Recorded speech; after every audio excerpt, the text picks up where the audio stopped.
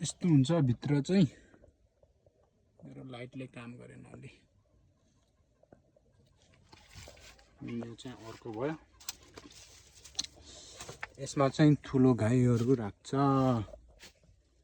सब ढुङ्गाको हुन्छ घर चाहिँ हैन यसमा माटो हुँदैन ढुङ्गाले मात्र बनाएको माटो युज गरेको हुँदैन अनि यति ठुलठुलै यिनीहरुले सपोर्ट गर्छ यसले सपोर्ट गर्छ यो चाहिँ घरको ढोकाहरु माथि सिलिङ चाहिँ यस्तो हुन्छ यो राखेर माटोले भरेको हुन्छ माथि चाहिँ यसमा चाहिँ त्यो पानी तर्के जस्तो छ यस दिस इज माई यो भयो अनि अर्को साइडको पनि यस्तै छ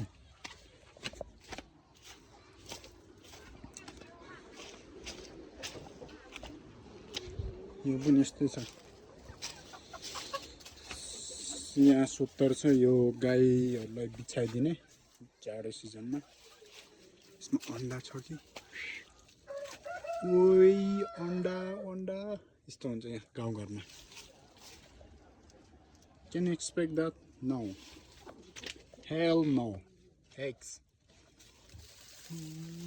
Eggs.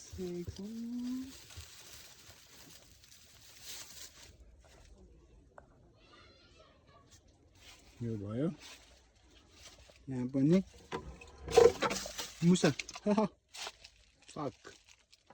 दाउरा छ सेम अघिको जस्तै ठुलो यो सोत्तर बोक्ने बाँकी दाउरा भयो यस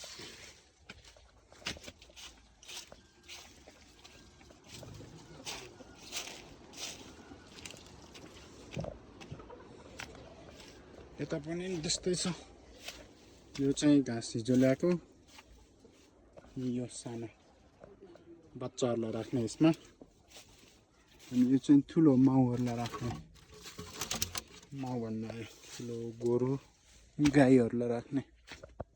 यहाँ राख्छ सेम अघिको जस्तै stone wall no mud same ceiling same this thing this one same lot of wood firewood for the cooking अनि यो चाहिँ जौको हो दाक्ला बिछाउनेको लागि गाईहरुलाई सेम पिलर सेम